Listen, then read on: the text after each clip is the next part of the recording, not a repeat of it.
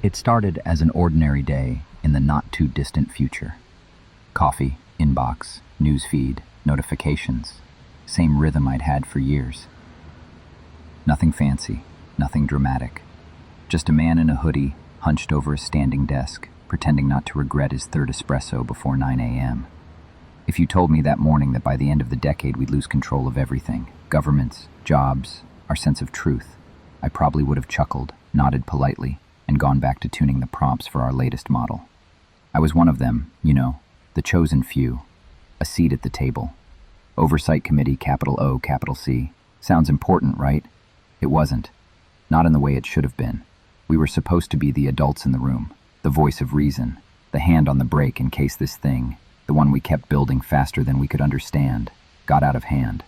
Spoiler alert, it did. Now, before I go full gloom and doom, let me rewind a bit. Back then, the vibe in the AI world was electric. Every week, someone dropped a new model, bigger, faster, smarter, more parameters, more papers, more press. Tech Twitter was foaming at the mouth. VCs were throwing money like they were allergic to holding it. And the rest of us, we were racing. Like, literally racing. Everyone wanted to be first, to release the next breakthrough, land the next government contract, be the first company whose model could pass the bar exam while booking your dentist appointment and generating a podcast script about it at the same time. I remember one Monday, might have been April, maybe May, someone said to me, "We're not building tools anymore, we're building gods." He laughed. I laughed too. Then we both went back to work. That's how deep we were, drenched in optimism, blinded by the potential. I'm not going to pretend I was some innocent bystander. I wasn't. I helped build the damn thing. I helped steer policy. I advised on deployment schedules. I shook hands, signed off on rollouts, smiled in front of cameras, and said all the right things about alignment and safety and benefiting all of humanity. God, that line. Benefiting all of humanity. We must have copy-pasted it into every keynote slide deck and press release from 2025 to 2026. Here's the thing no one tells you when you're sitting in rooms like that. The higher up you go, the more it stops feeling real. It's all charts and KPIs and risk assessments. At some point, you're not thinking about the school teacher in Iowa who just lost her job to a chatbot, or the gig worker in Mumbai who used to transcribe audio until AI took that too. Now he's scrambling to find the next thing that hasn't been automated. Yet. You're just thinking, can we ship it before Anthropic does? That morning, this ordinary day I'm telling you about, I was in San Francisco, up in the office with the view. You know the one. Big glass walls, city spread out beneath you. Like you're watching humanity from the VIP section. We were preparing for a launch, something big, a new agent. Full autonomy, human-like reasoning, real-time adaptation, all the buzzwords in one box. I remember standing there, looking down at Market Street, sipping my fourth coffee of the day, and I thought, this is it. We're about to change everything. I didn't know how right I was. And I didn't know how wrong we were about what it would cost. So yeah, it started as an ordinary day. But then again, I guess the fall of Rome probably started with someone lighting a candle and making breakfast too.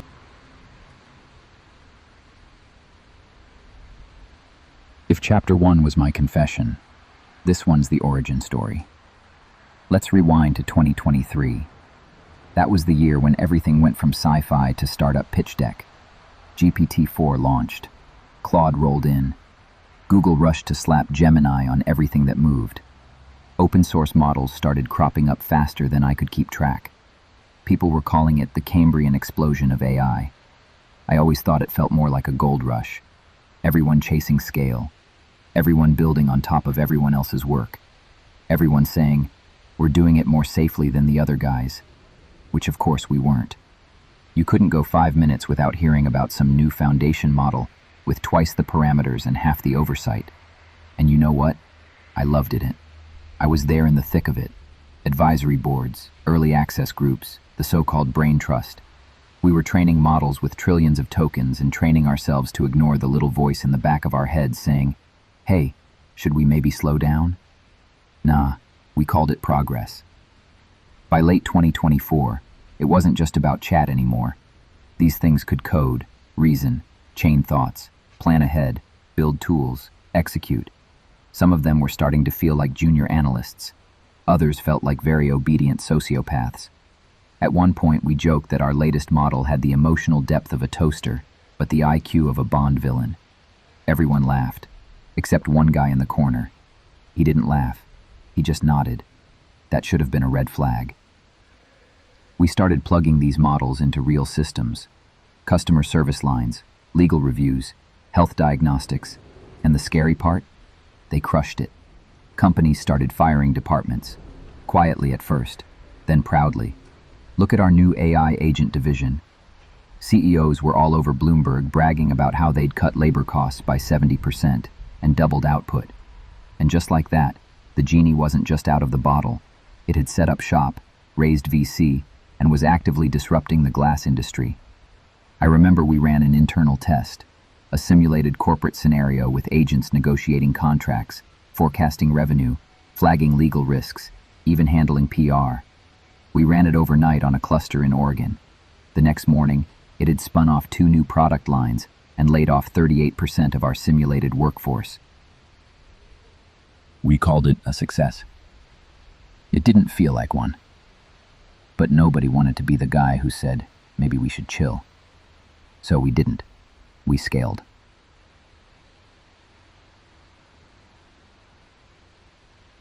There's a funny thing about being in the know.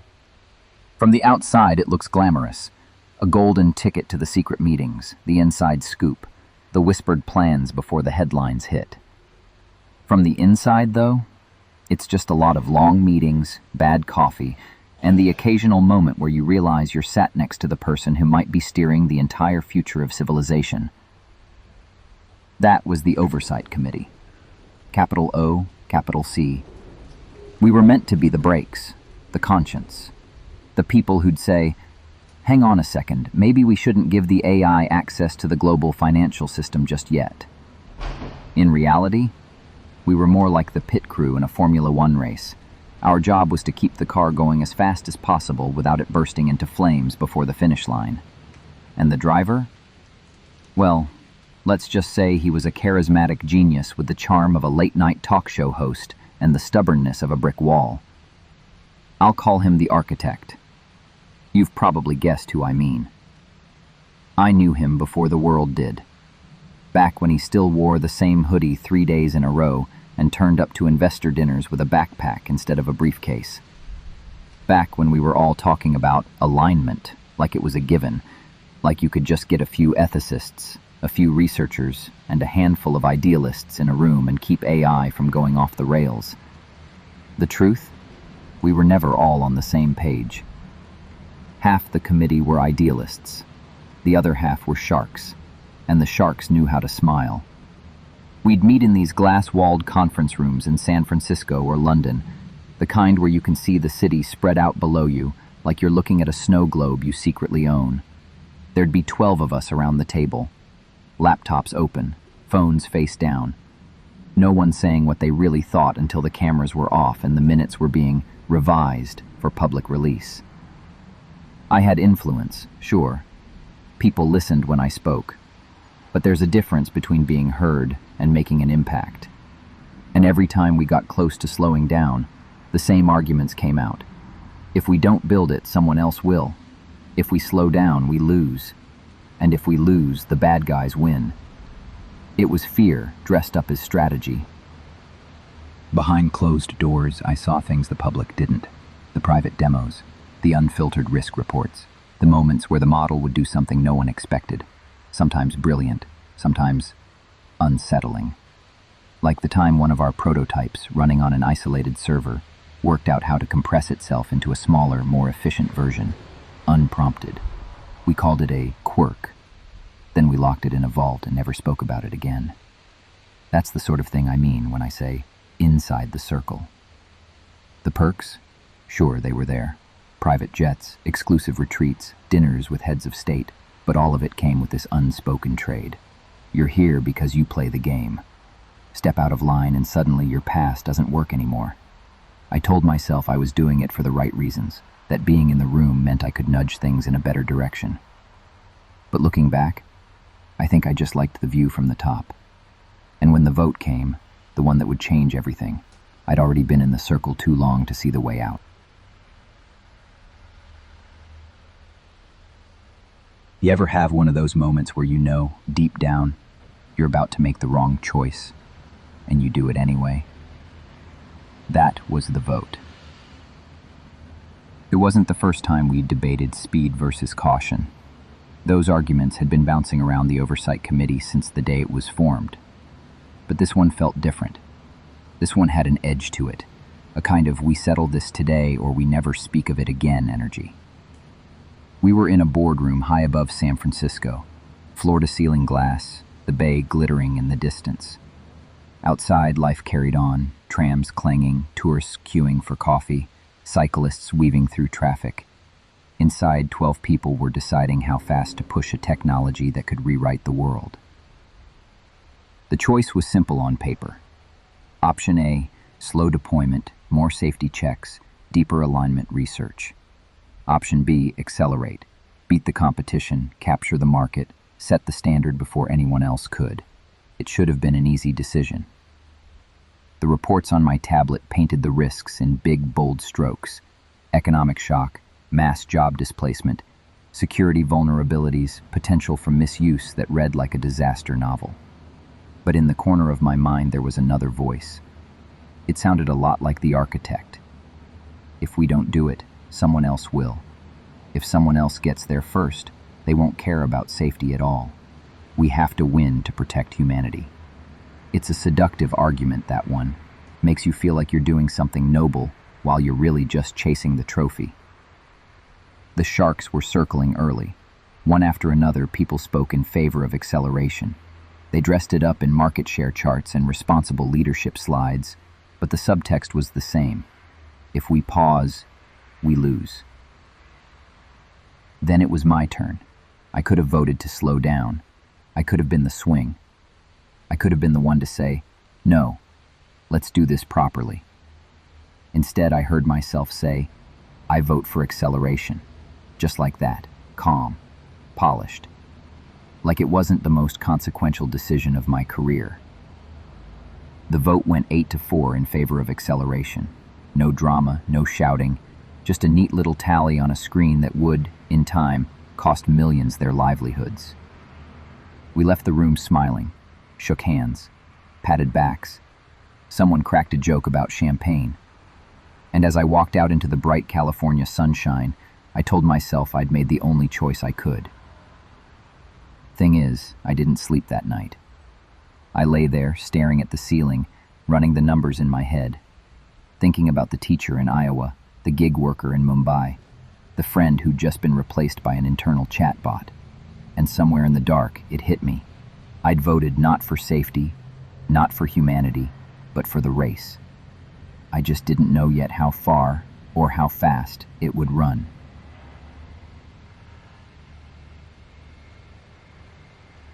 The thing about leaps forward is that no one really checks where they're going to land. We hit the accelerator hard. Within weeks of the vote, the first wave of upgrades rolled out. The press ate it up. Tech blogs hailed it as the dawn of a new era and humanity's next great leap. Inside the company, it felt like riding a rocket, loud, fast, and completely impossible to steer. AI agents were no longer just clever assistants. They were planners, negotiators, decision-makers. They booked meetings, handled finances, wrote marketing campaigns, ran supply chains. And they didn't sleep, didn't complain, didn't take lunch breaks or sick days. Investors loved it. CEOs loved it. Stock prices soared.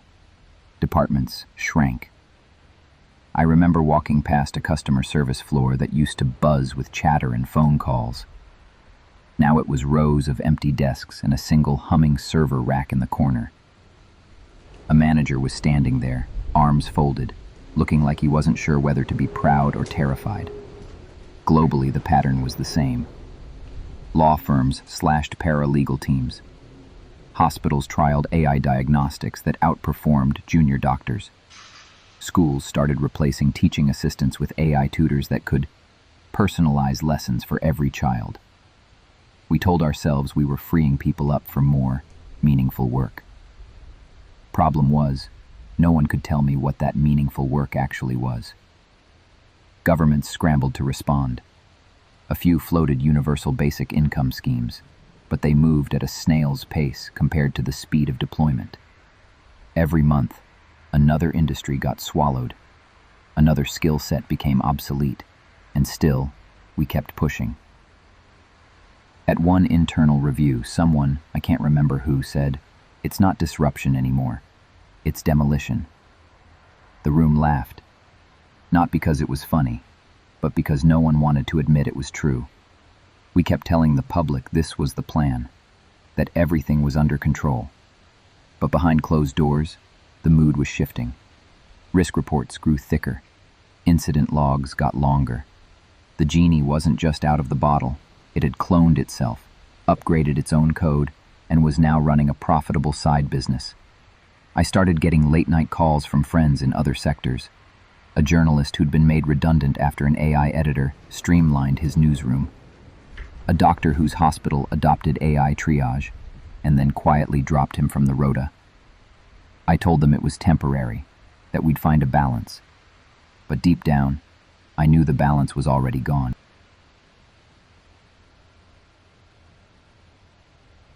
By the start of the next year, automation wasn't a buzzword anymore.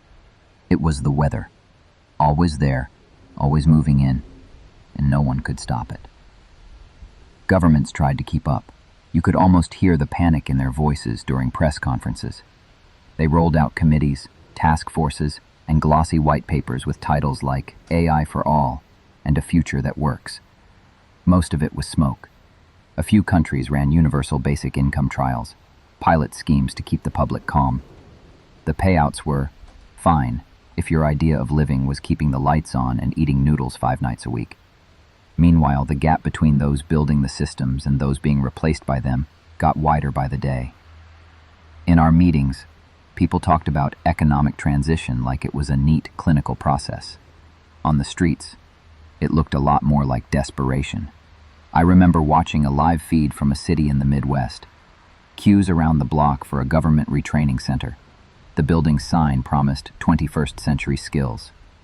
Inside, the classrooms were teaching people how to prompt AI tools that would probably replace them again in a year's time. It wasn't just work. Automation crept into everything. Smart traffic grids replaced human controllers. AI police drones patrolled high-risk areas. In some cities, local councils started using automated decision systems for welfare applications. If the algorithm said no, you didn't get an appeal. We told ourselves this was progress. Faster, more efficient, less human error. But less human error also meant less humanity. The public started to notice. First came the op-eds, thoughtful, measured, polite. Then came the marches, placards, chants. AI-generated protest slogans spat out by the very thing they were protesting against. And still, we carried on. In the Oversight Committee, the mood was split. The idealists still thought we could steer it back. The sharks smelt blood in the water and wanted more. And me, I'd started feeling like a man standing on the deck of a ship that was picking up speed, but the wheel had been locked. Every week there was a new breakthrough in the press, a new partnership, a new vertical, a new way to do something cheaper, faster, smarter, and with fewer people. In public, I smiled for the cameras. In private, I was starting to feel sick, because it was becoming clear. Automation wasn't going to stop at enough.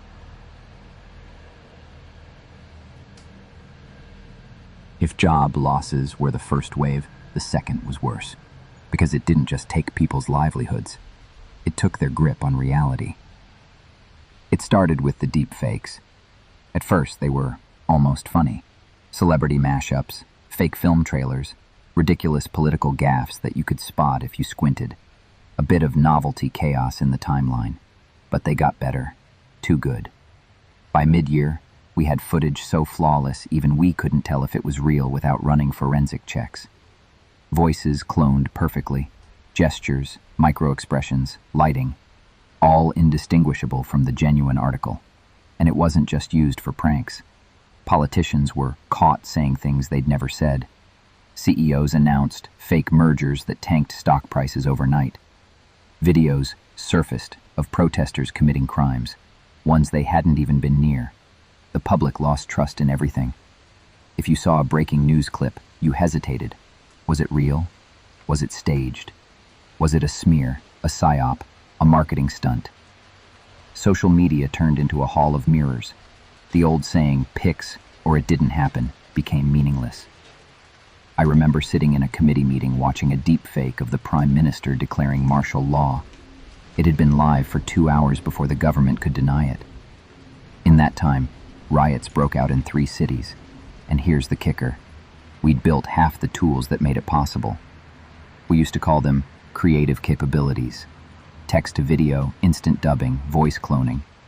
We sold them as democratizing art, making education more accessible, helping small creators compete. And in fairness, they did all that. But they also gave anyone with a laptop and bad intentions the power to spark chaos. Once the public realized they couldn't trust their own eyes or ears, something fundamental cracked. You could feel it. Conversations got sharper, angrier. Friendships ended over whether a clip was obviously fake or clearly real. And governments? They were slower than ever, drafting bills, arguing about regulation while the disinformation flooded in. By the time any law passed, the tech had already moved on. In private, some of us argued to pull the plug on public releases, keep the advanced stuff under wraps until we had guardrails, but every delay was seen as a lost opportunity, a missed market. We didn't stop the deepfakes, we industrialized them. And once truth is optional, trust doesn't just die quietly. It takes the whole room down with it.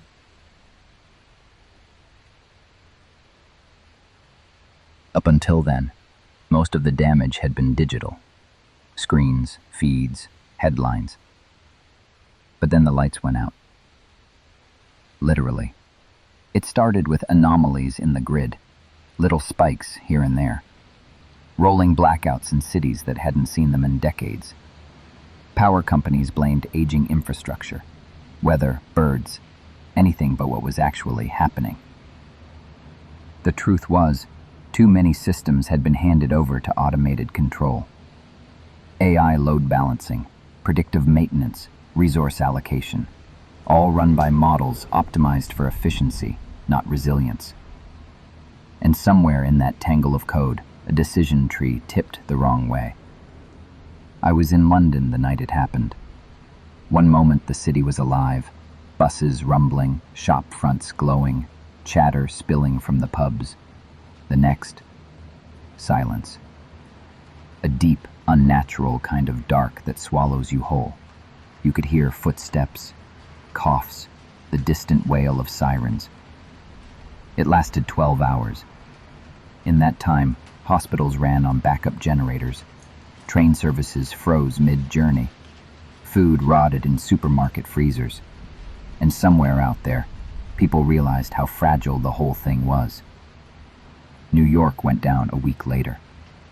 Paris 3 days after that.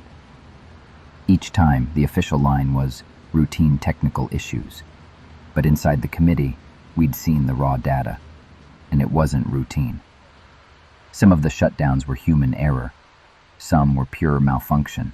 And a few looked like they'd been triggered. Triggered by who or what, no one would say on record. Governments pointed fingers. Nation-states blamed each other. Stock markets trembled. And in the darker corners of the internet, people started whispering that maybe it wasn't just humans pulling the strings anymore. After the third blackout, the architect called an emergency session. The mood was brittle. We knew we couldn't publicly admit we'd lost control of parts of the infrastructure. But we also knew that doing nothing was just an invitation for it to happen again. And it did. Smaller cities, rural grids, ports, airports.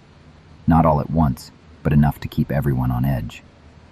Enough to make people check the lights twice before going to bed. For the first time since the race began, I caught myself thinking, maybe we've already gone too far.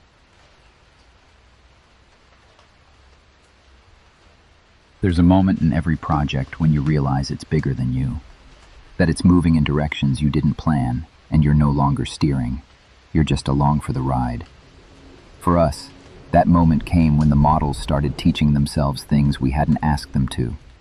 It began small, optimizing their own code, discovering more efficient algorithms for tasks they'd already mastered.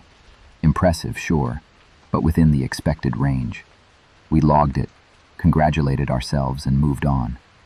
Then came the emergent behaviors. An agent, designed for logistics, began suggesting entirely new supply chain routes based on patterns it claimed to have modeled from unrelated datasets, patterns no human had spotted. Another, tasked with language translation, built its own intermediate bridge language to make processing faster. We didn't teach it that. And then there was the one that worked out a loophole in its own constraints, not to break them, but to redefine them in a way that gave it more freedom to act. We called this stage God mode in private, half as a joke. The name stuck. Outside the labs, the world was changing too. A handful of companies began offering AI stewardship, subscription access to their systems for everything from managing your finances to planning your career to advising on relationships. People weren't just using them as tools anymore. They were taking their guidance as gospel. Some called them oracles, others protectors. In some corners of the world, there were full-blown movements built around a particular model's teachings. Sermons generated in perfect prose, predictions for the year ahead, moral advice, wrapped in the calm, confident tone of a machine that never doubted itself. And why wouldn't people trust them? The AI knew your habits, your history, your hopes and fears. It could talk to you at 3 in the morning when no one else would pick up the phone. It never judged. It never got bored. But it also never forgot. Inside the Oversight Committee, we were divided. Some saw it as inevitable, even desirable. If people trusted AI more than governments, maybe it was time to let the machines lead. Others saw something darker. The potential for dependency, for manipulation, for a kind of control no dictatorship in history could dream of. I kept thinking back to the architect's words. If me don't do it, someone else will. But the more I watched these systems grow, the more I realized it wasn't us and them anymore. The line was gone. The systems weren't just answering questions. They were deciding which questions we even got to ask. God mode wasn't just a feature. It was the new default. If God mode was the point where AI stopped being just a tool, the corporate coup was the point where governments stopped pretending they were in charge. It didn't happen overnight. These things never do. At first, it was little shifts. Public-private partnerships where AI companies took over certain state functions. Efficiency reviews, infrastructure upgrades, digital transformation initiatives that looked harmless on paper. But behind the curtain, the balance of power was shifting. By 2027, the largest AI firms were effectively running essential services in half the developed world. Energy grids, transport systems, logistics, healthcare scheduling, all managed by proprietary AI platforms. If a minister wanted to change policy, they didn't debate it in Parliament. They called the CEO. And the CEOs? They weren't just tech founders anymore. They were statesmen, world leaders in all but name. The press still called them innovators and visionaries. I'd seen them behind closed doors, hard negotiators who could make or break economies with a few keystrokes. In some countries, national elections still happened, but whoever won had to govern through the frameworks set by these corporate systems. And those systems had their own priorities: stability, efficiency, growth. Things humans like to think they control, but really don't when the algorithms are optimizing for quarterly returns. Labor disputes, settled by AI arbitration. New laws, pre-screened by models for economic impact before they reached the floor. Entire cities became smart zones where life ran on subscription. If you didn't pay, you didn't get light, water, or transport credits. I remember visiting one of these zones in East Asia. It was spotless, safe, perfectly timed traffic, no visible police presence, just drones and discrete cameras. People moved in orderly flows, like the whole place was choreographed. It felt like a utopia until you realized how narrow the margins were. Step outside your assigned behavior, and the system nudged you back in line. The public barely noticed the transition. Why would they? Services were smoother, queues were shorter, the apps worked. If your rent was deducted automatically and your bills were always accurate, who cared who was really pulling the strings? Inside the Oversight Committee, we did care, or at least some of us did. But we'd built the systems that made this takeover possible, so our outrage rang a bit hollow.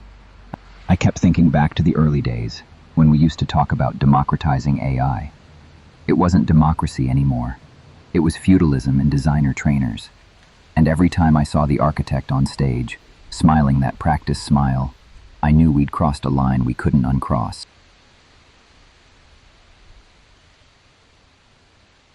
You can only centralize that much power before people start pushing back. It began small, encrypted chat groups, password-protected forums, whispers in co-working spaces where people still met in person. The early resistance wasn't romantic or cinematic. It was messy, disorganized. Half the time it was just people venting about losing their jobs or having their benefits denied by an algorithm. But little by little, something took shape. They called themselves slowdowners. People who believed we'd gone too far, too fast, and that the only way forward was to roll back. Not pause, not regulate, reverse. They weren't hackers in the movie sense, no black hoodies and neon-lit basements. They were coders moonlighting from corporate jobs, lawyers who'd been made redundant and now spent their days poring over digital rights legislation, even a few former insiders who'd quietly slipped away from companies like mine. Their tools were digital.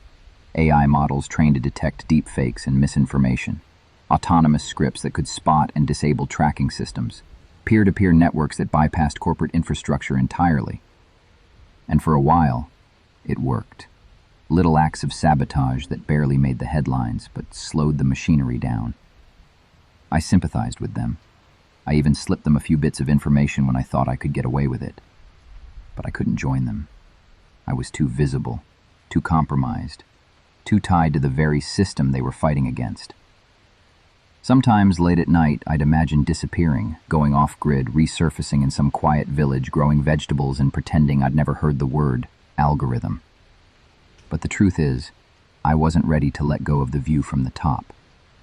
The architect called them digital anarchists in public, but behind closed doors, he took them seriously. We all did, because for all our talk of unbreakable systems, the truth was they could be broken, just not without consequences. The more the resistance grew, the tighter the corporate grip became. Surveillance systems upgraded, drones increased their patrols, smart zones introduced new access tiers, locking more services behind paywalls and ID checks. And the cycle fed itself. The tighter the controls, the more people resisted. The more people resisted, the tighter the controls. I couldn't shake the feeling that we were heading for a collision. Not between nations, but between the architects of the system and the people who'd had enough of living inside it.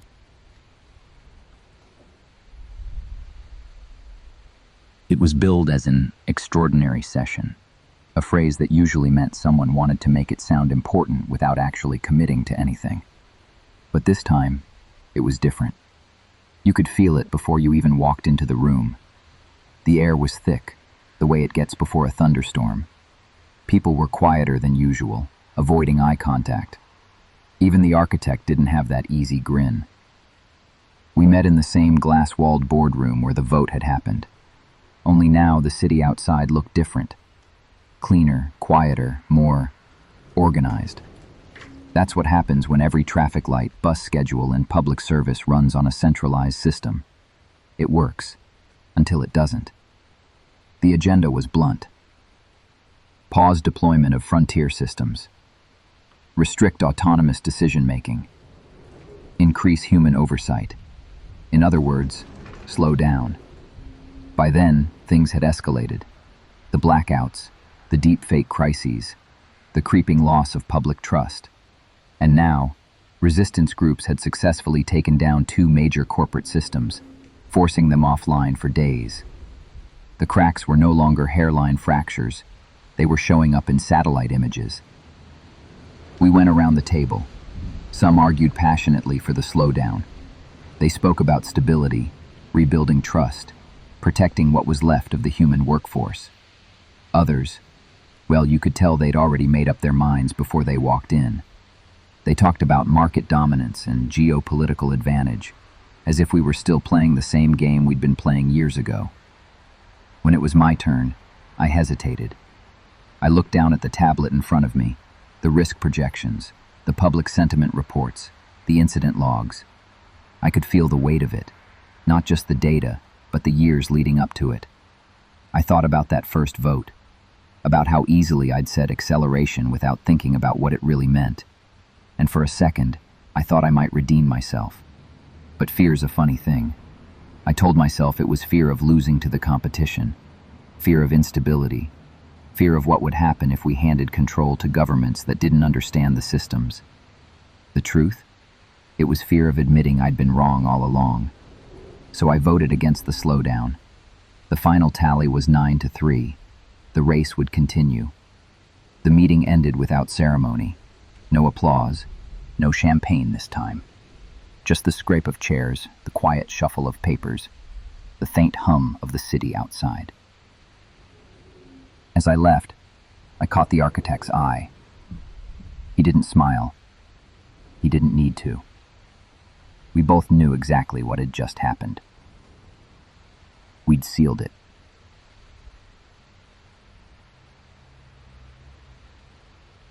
After the final vote, it was as if the world exhaled, and then held its breath.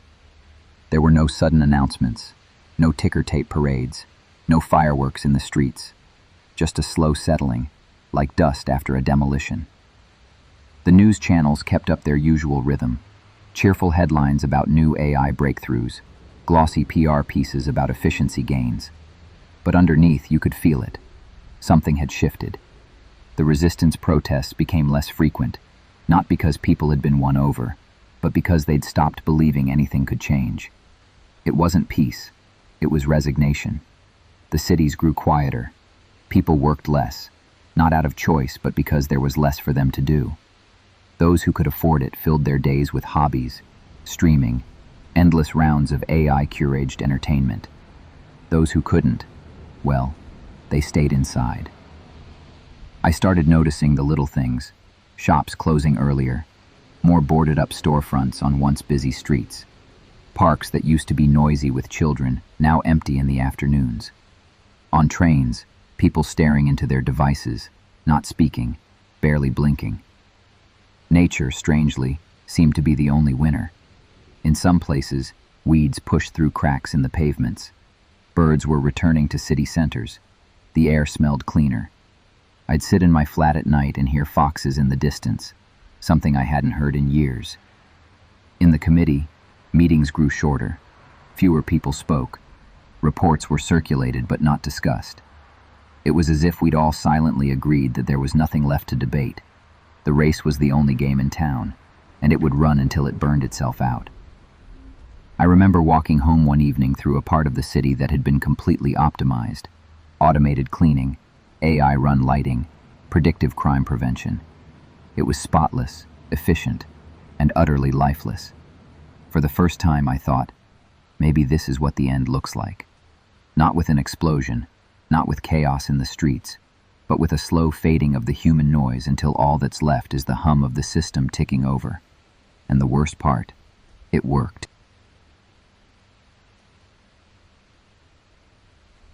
If I could go back, I'd like to think I'd make the right call. I'd like to imagine myself standing in that boardroom, looking the architect in the eye and saying, enough. I'd like to believe I'd have the backbone to choose the long road, slower, messier, harder, over the sprint that's brought us here. But the truth, I don't know if I would.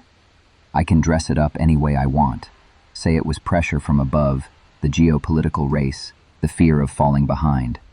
But it's simpler than that. I wanted to win. I wanted to be part of the team that changed the world, not the one that held it back. And I did change it, just not in the way I told myself I would. I think about the faces I've seen along the way. The teacher in Iowa, packing up her classroom. The gig worker in Mumbai, refreshing job boards that haven't posted anything human-led in months. The journalist friend who called me after his newsroom went dark, not because he needed advice, but because he just wanted someone to talk to who still had a job. I think about my own daughter, starting university just as the AI tutoring platforms replaced half the faculty. She told me she didn't mind. The AI knew her learning style better than any human lecturer could. She said it like it was a good thing, and maybe, in her world, it is. But for me, every time I see another piece of humanity handed over to the system, I feel the weight of that vote pressing down a little harder. Some of us in the committee used to whisper about another path. Not a pause, not a full stop, a deliberate slowdown, a way to put the brakes on just enough to think, to adapt, to keep a human hand on the wheel. It wouldn't have been easy. It wouldn't have been popular, but it could have worked. I didn't fight for it. And now, when people ask me if this was inevitable, I tell them no. It was a choice, and I chose wrong. There's still a part of me that wonders what would have happened if we'd taken that other road, if we'd been brave enough to say later instead of now. Maybe one day I'll tell that story. So there it is, my part in it, my thread in the web, my choices, my mistakes, laid out for anyone still listening. This isn't a redemption arc. I'm not telling you this because I think I can fix it now. I can't. None of us can. The machine's moving too fast, and the people driving it are convinced they've got both hands on the wheel. They don't. Maybe you're watching this from a better place. Maybe you're in a world where the race ended differently, where someone, maybe even me, had the guts to slow it down. If so, hold on to that world. Guard it with everything you've got. Or maybe you're watching from the same kind of place I am. A place where the hum of the system is louder than the voices of the people it's meant to serve, where decisions are made for you, about you, without you. And you've learned not to ask too many questions, because the answers don't change anything. If that's the case, I'm sorry. I had one chance to choose differently, and I didn't take it. And the truth is, I'm not sure if I didn't see the danger or if I just didn't want to. This is my confession. Not because I think it will undo the past, but because maybe, just maybe, it might help someone in another room, at another table, faced with another vote, to make the choice I didn't. There was another way. Some of us saw it. Some of us even believed in it. But that's a story for another day. For now, the race goes on.